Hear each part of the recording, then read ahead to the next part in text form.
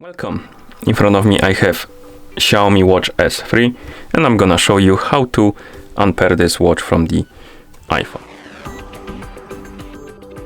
First thing we need to do is to open the Mi Fitness application on the iPhone that is paired with our watch. So let's tap on the icon to open the app. Actually, let me reopen it like this. And you should see the health page. Now tap on device icon and here you should see your Xiaomi Watch S3. Now scroll all the way down, find the unpair button and tap on it. Then tap on unpair, tap on got it, close the app, open the settings on your iPhone, tap on Bluetooth, and here you will see the list of my devices, and on it you will see the S3 devices as you can see. Tap on the info icon next to it, tap on forget device, and tap on the icon next to the second one, tap on forget device, and then you can close the settings.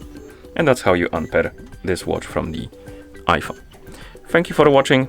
If you found this video helpful, please consider subscribing to our channel and leaving the like on the video.